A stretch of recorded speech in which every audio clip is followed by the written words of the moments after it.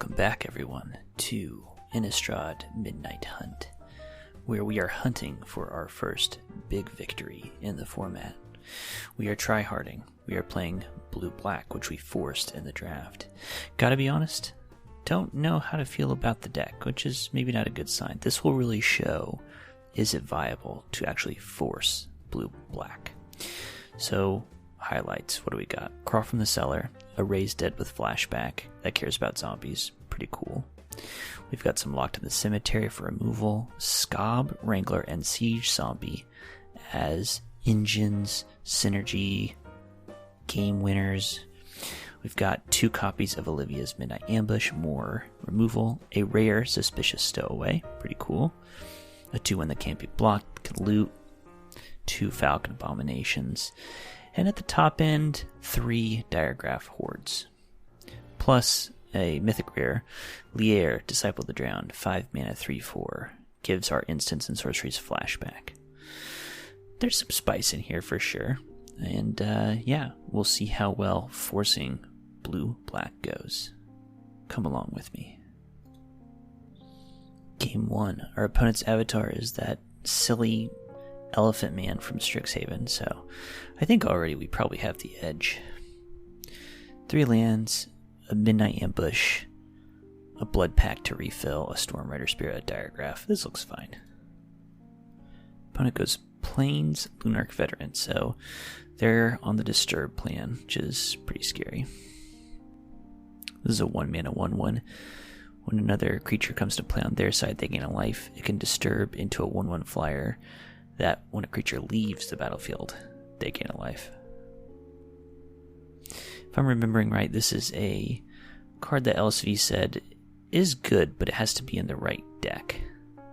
It's not just generically good.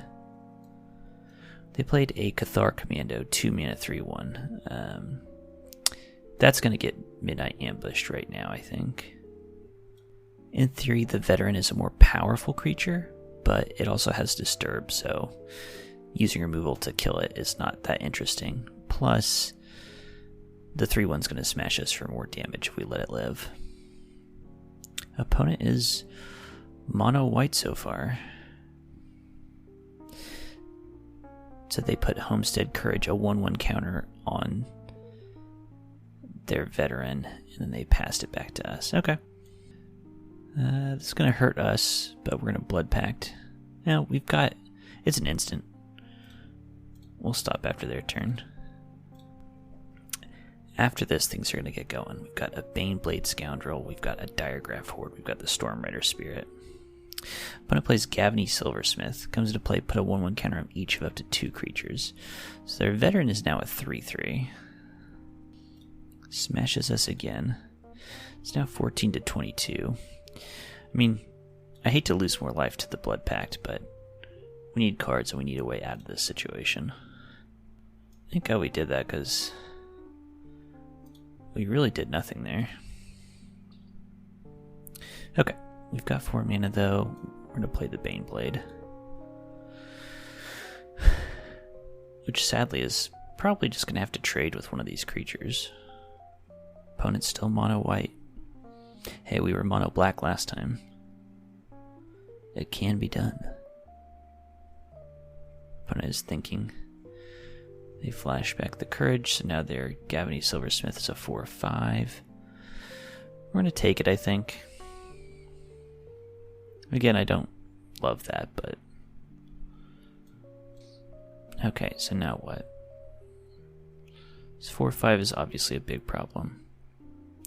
I think we play Diregraph Horde. It's a 3/4. Makes 2 bad tokens. We exile cards from their graveyard. And now we've got a 4/3 and a 3/4 to block. So even if they attack with their Silversmith, we can double block, and they can only kill one of our creatures. Hopefully. They have 3 cards in hand, so... Shenanigans, always a possibility. So they're attacking with both creatures, their Lunarch Veteran and their Silversmith. I mean, if this doesn't reek of a combat trick, I don't know what it does, but you know, we can't really afford to play around it. Double block the Silversmith. They might have something. Or they might just be trying to push through damage. We're at 8 right now. Maybe in their mind... Indeed, there is the combat trick Flare of Faith. Creature gets +2/+2. If it's a human, it gets +3/+3 and indestructible. I mean, we just... With our board position, we were not beating that card. So they still have a 4/5 and a 3/3 in play. Do we have anything that we can do to stop this nonsense? I mean, we have Scob Wrangler, which can tap one of their creatures. I mean, and then what, though? I guess we're going to play that. So this will let us tap down the bigger of the two creatures. And then we can play a Crawl from the Cellar on Diregraph Horde. Then we can play a Rotted Reunion. Exile a card from our opponent's graveyard. We get another 2/2. We go to their turn. It is now 5-22. We're on the ropes, for sure. The good news here is that if we somehow get past this turn, if our opponent doesn't have anything, then we can cast Diregraphed Horde, and then we have 6 creatures, so we can just start tapping down creatures like Cray. We are at 2, however, it should be said. So, I mean, life is certainly difficult for us. Let's attack with our Wrangler. It's now 2-20. Fantastic. Play our Diregraphed Horde. Get a couple more creatures in the turn. And now we can tap down both the creatures they're presenting. They play another Lunarch Veteran. Sure. I mean, they're getting a lot of life here. No doubt about that. They play Candle Trap. Has Defender, prevent all combat damage will be dealt by enchanted creature, pay 3, exile an enchanted creature, activate only if you have Coven, which they do have Coven. So now we have to go ahead and use our abilities. Boy, this is fiddly. Well, our big plan of our Scob Wrangler saving the day is gone because it has been removed from play. It's now our turn. It is still 2-21 now. Well, I mean, it's not over because we can flashback, Crawl from the Cellar. Oh, but it's exiled, of course. It's quite annoying, isn't it? I mean, we have so many creatures, but of course they can't block. And we have a total of 8 mana available to us. So let's play a Blood Tithe Collector because it's a 3/4 flyer. Then let's play a Rotten Reunion, exile their stupid Candle Trap, make another 2/2. We could smash them for a lot of damage here with our Decayed Zombies, but I mean, who cares? We could hit them for 11 damage right now, and then just die to them on the crackback. We're going to attack with our zombies. I mean, it's not getting any better than this. Our beloved Scob Wrangler is dead. Opponent thinking if they want to take 11 damage, or if they'd rather take 8 damage. They can block one of my zombies. Let's see, we need them to blank on their next draw. And then we can block 2 of their creatures. They'd be left with a 1/1 in play. We're at 1 life. And then we're like still dead, basically.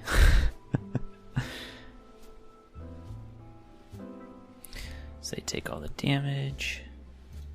It's now 2-10. And now we have to watch the hour-long process of our Decayed Zombie animations.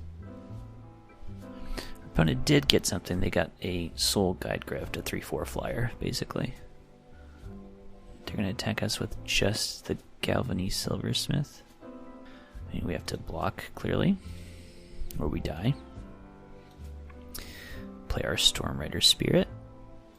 Keep a land in hand so our opponent continues to shit their britches. They do not. They attack us with everything. Which means one flyer is going to get through, and we lose the game.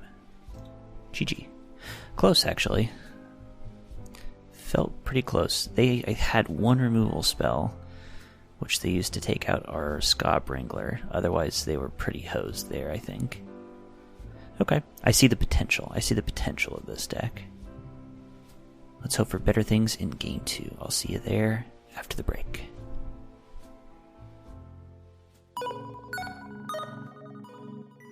Does the thought of leading a group through the creative landscapes of your imagination terrify you? Do you worry about being asked questions you don't know the answers to?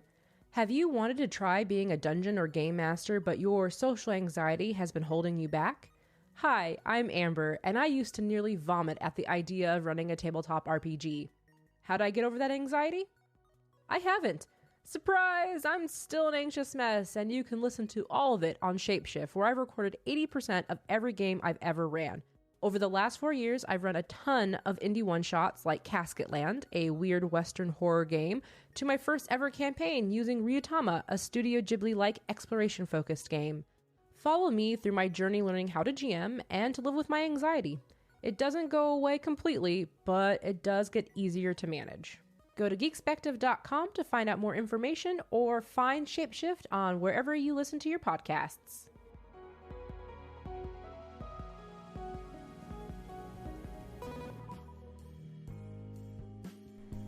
Match number 2, our opponent instantly conceded.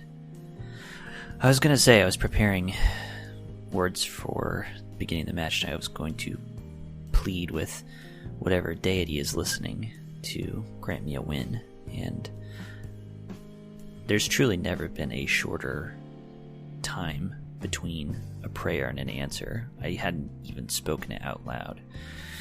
This is a big moment for me. Maybe I believe in God again. I mean, it's just one win. I mean, sure, that's good, but I don't feel like I put my hands in Jesus' side or anything. Let's go. Game number 3. We're 1-1.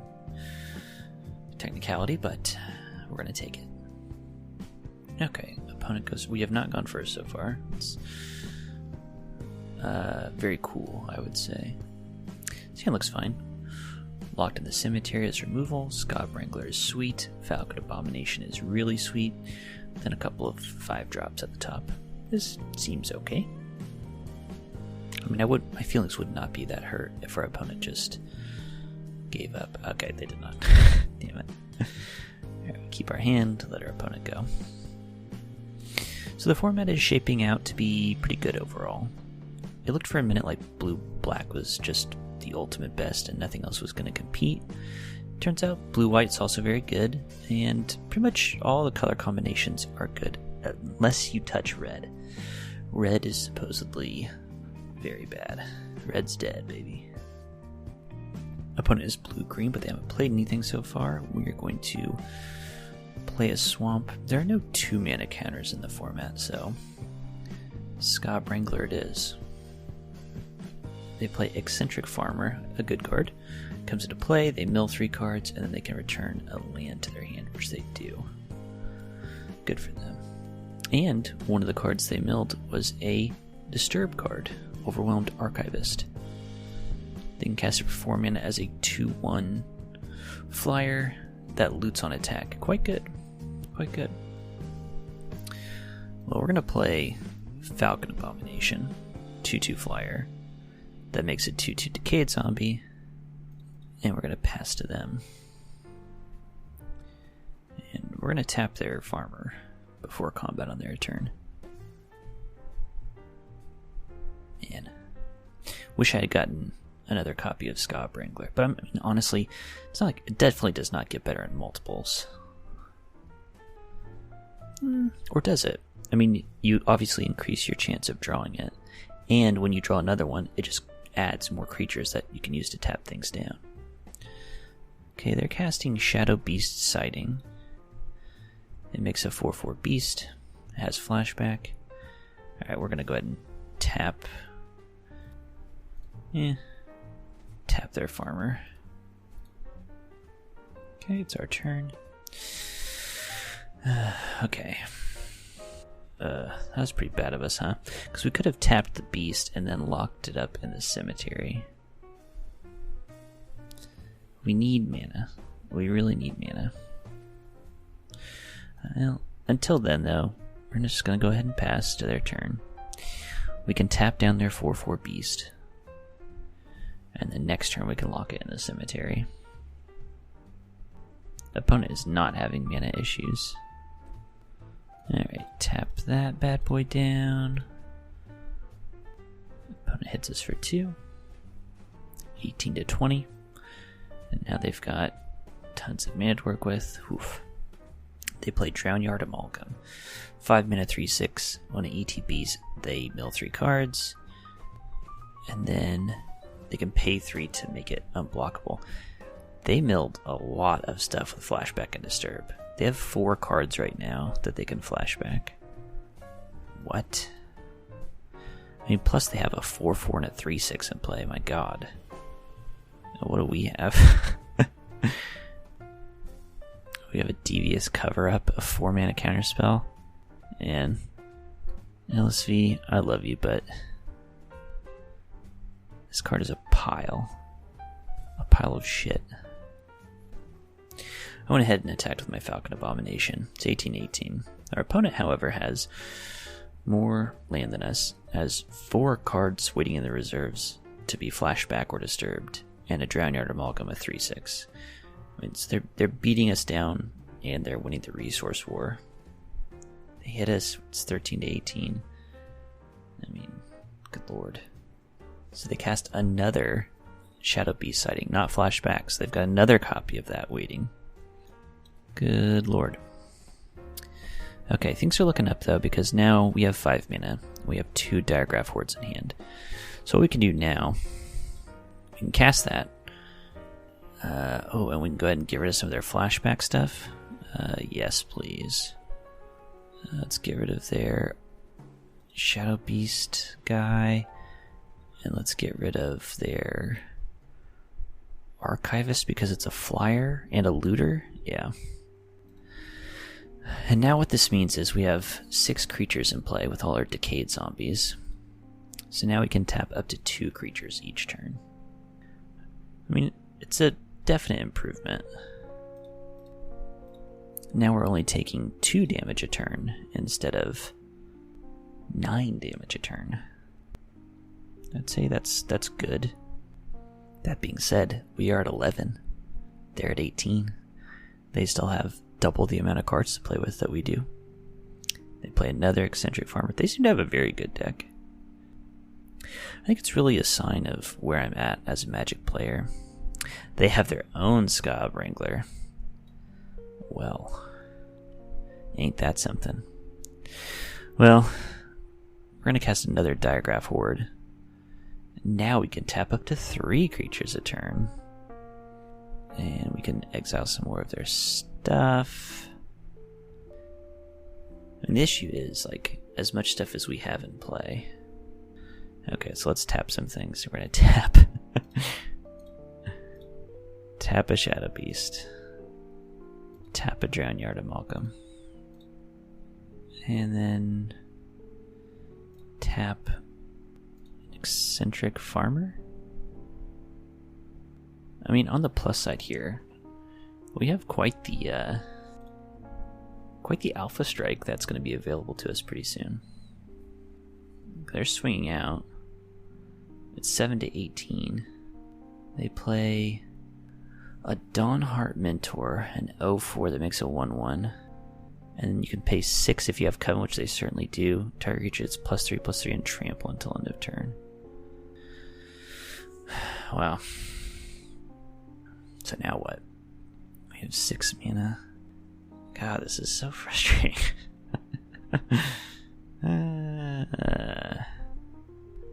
We could play a Stormrider Spirit.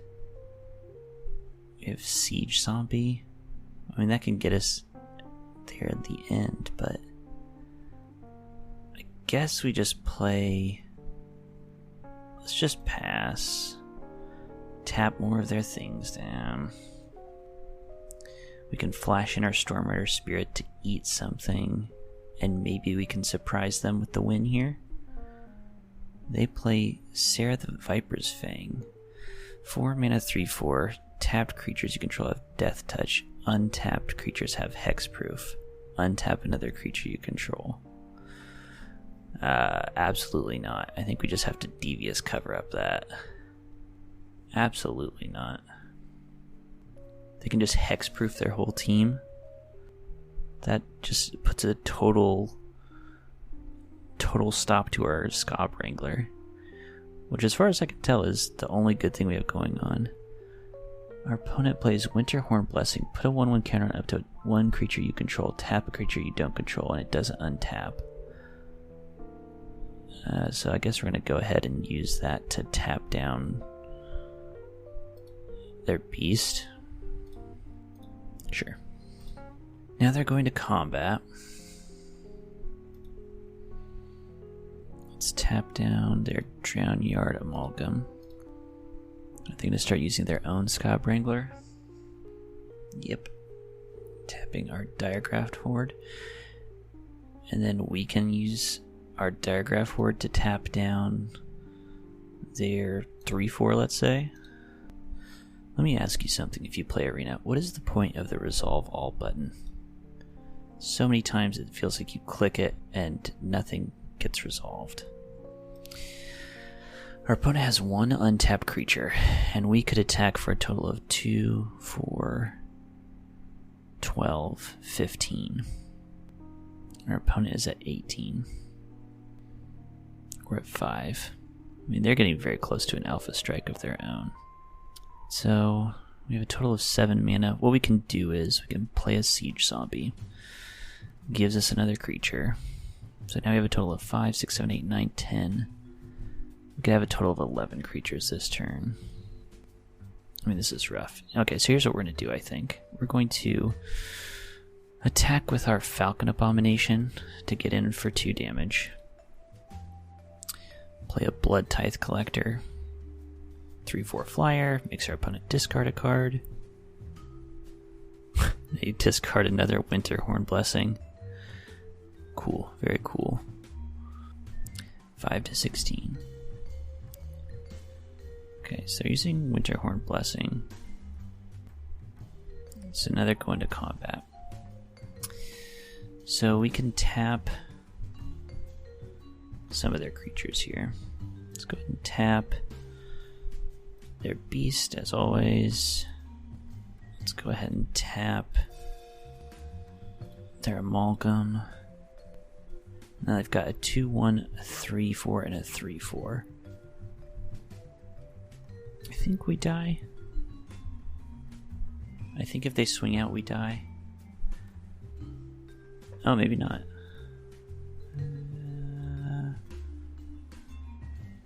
No, we do die. They have 1 extra damage they can kill us with. Alright. Man. The games feel so close. We're so close to having like a good Alpha Strike. We also have a ton of removal in the deck, and we drew Walk to the Cemetery. That's it. I mean, I guess you can count Scab Wrangler. It's not really removal. Oof, 2 losses. 1 win, and our win was on a technicality. Maybe it's time to retire after this draft. Opponent goes first. I need to look up. I think in Arena, if you play best of 1, when you win a game, you're either guaranteed or overwhelmingly likely to go first in your next game, which doesn't make a lot of sense to me. This hand's not good. 2 mana. Only thing we can cast is a Midnight Ambush. They've got 3 5-drops in hand. No, that's awful. This hand is not better. It's not much better at all.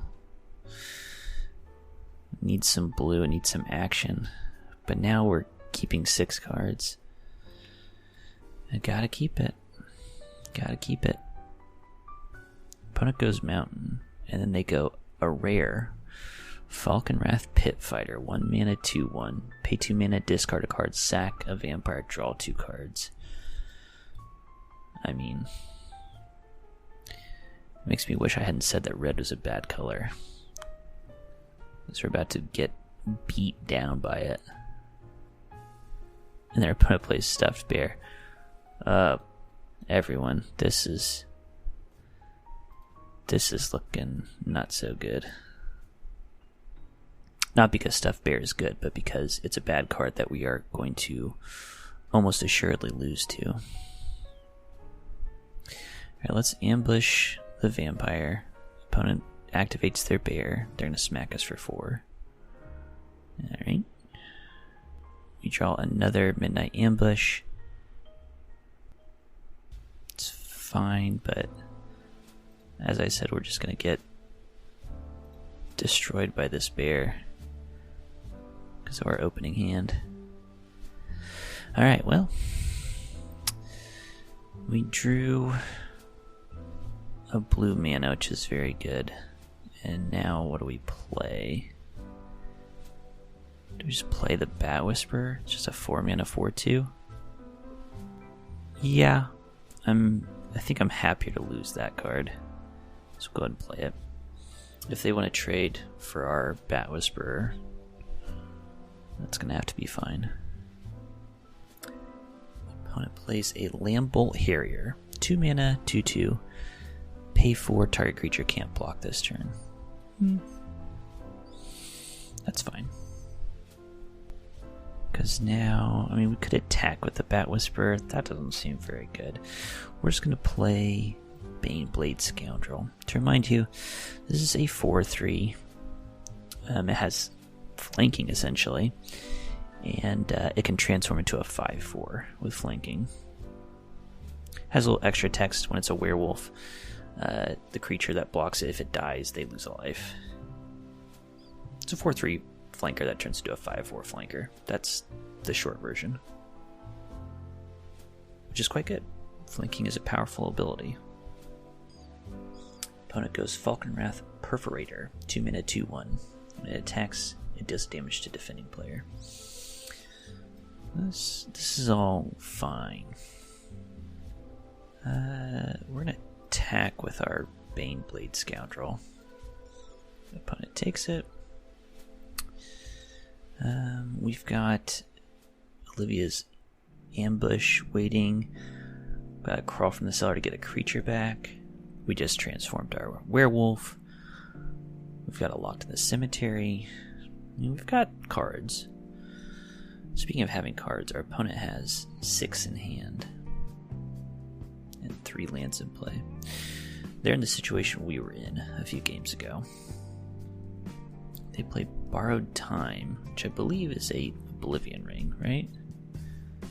Yes, that's exactly what it is.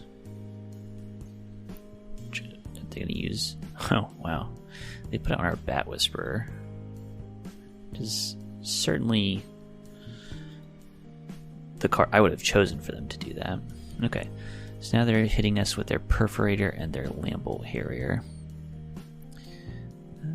Which one do I want to ambush? Let's ambush the Lambbolt Harrier. Yeah, I suppose so. That was a tough call. We're at 7. Okay, so next, gonna attack them for 5. 7 to 11 now. We can ambush them with our Stormrider Spirit next turn that we just drew. Sure. Sounds good. I mean, we're definitely getting to the danger zone. Wow.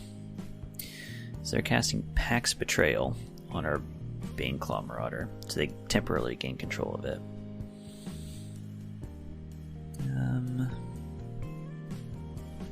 So we don't just die here.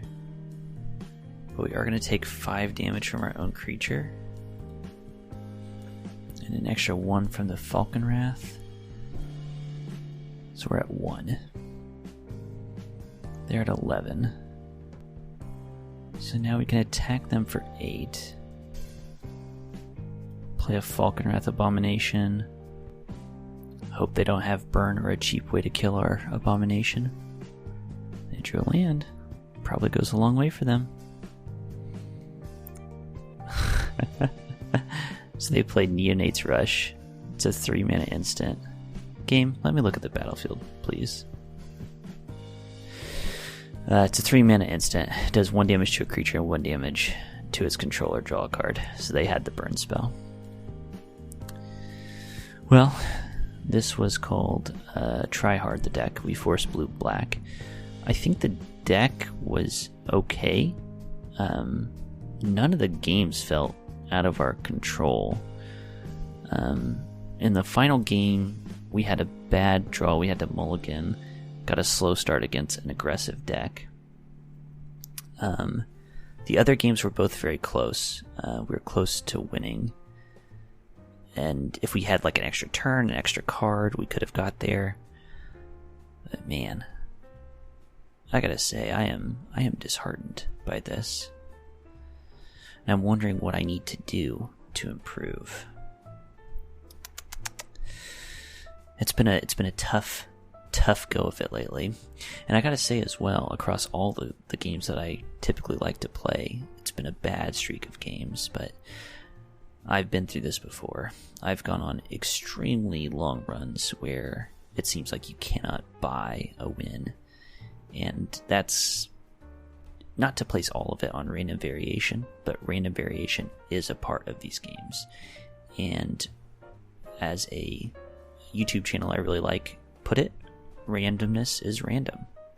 You will get really weird looking streaks. So that's what I'm going to cling to, and I'm going to keep plugging away and hope that we come out clean on the other end. Thanks for joining me on this journey. Thanks for swimming through this river of shit with me. Sweet dreams, good night.